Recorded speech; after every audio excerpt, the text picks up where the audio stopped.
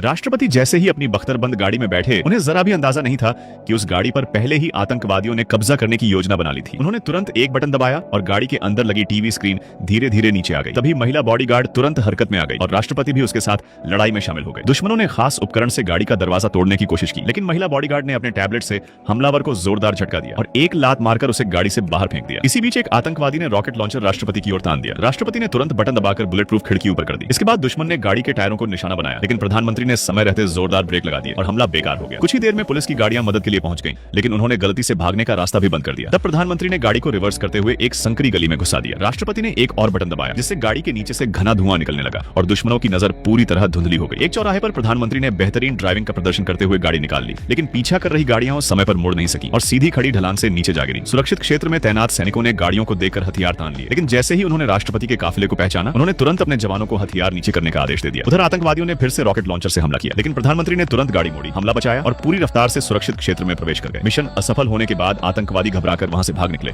और राष्ट्रपति सुरक्षित बच गए। बाद में एक प्रेस कॉन्फ्रेंस में प्रधानमंत्री और राष्ट्रपति ने आतंकवादियों की हिंसक हरकतों की कड़ी निंदा की। उनकी बातों का वहां मौजूद सभी लोगों ने जोरदार तालियों के साथ समर्थन किया। भीड़ के उत्साहपूर्ण स्वागत के बीच दोनों एयरफोर्स वन विमान में सवार होकर अपने अगले मिशन के लिए रवाना हो गए। विमान के अंदर दोनों हंसते हुए बातचीत कर रहे थे कि तभी अचानक एक हत्यारे ने खंजर निकाल लिया। उसी समय पीछे से बॉडीगार्ड दौड़ते हुए आए और दोनों नेताओं की जान बचा ली। इसी दौरान आसमान में दुश्मन के लड़ाकू विमानों ने ड्रोन का बड़ा झुंड छोड़ दिया। पायलट ने तुरंत विमान का ऑटो डिफेंस सिस्टम चालू कर दिया, लेकिन ड्रोन इतने ज्यादा थे कि उन्होंने विमान के ढांचे को कई जगह से फाड़ दिया। तेज झटकों की वजह से सभी लोग अपनी सीटों को कसकर पकड़ने लगे। पायलट ने फ्लेयर छोड़े, जिससे ज्यादातर ड्रोन नष्ट हो गए, लेकिन एक आखिरी ड्रोन बच गया और उसने विमान के इंजन को उड़ा दिया। स्थिति बेहद गंभीर हो चुकी थी। सभी ने तुरंत पैराशूट उठाए, पैराशूट वाले हिस्से में सिग्नल फ्लेयर फेंके और विमान से बाहर कूदने की तैयारी कर ली। एक बॉडीगार्ड ने राष्ट्रपति और प्रधानमंत्री को पैराशूट पहनने में मदद की। फिर आखिरी बार सलामी देकर उसने दोनों को विमान से बाहर धक्का दे दिया। दोनों ने हवा में अपने पैराशूट खोल ली। हालांकि उनके पैराशूट का कुछ हिस्सा पहले ही जल चुका था, फिर भी वे किसी तरह नीचे उतरने लगे और आखिरकार जंगल में जा गिरे। ये खबर पूरी दुनिया में फैल गई और हर कोई उनकी सलामती की दुआ करने लगा। खुशकिस्मती से एक विशाल पेड़ ने उनकी जान बचा ली। तभी किसी ने मजाक में कहा, वाह, एक अमेरिकी एक्शन हीरो मुझसे मदद मांग रहा है। इसके बाद राष्ट्रपति और प्रधानमंत्री घने जंगल को पार करते हुए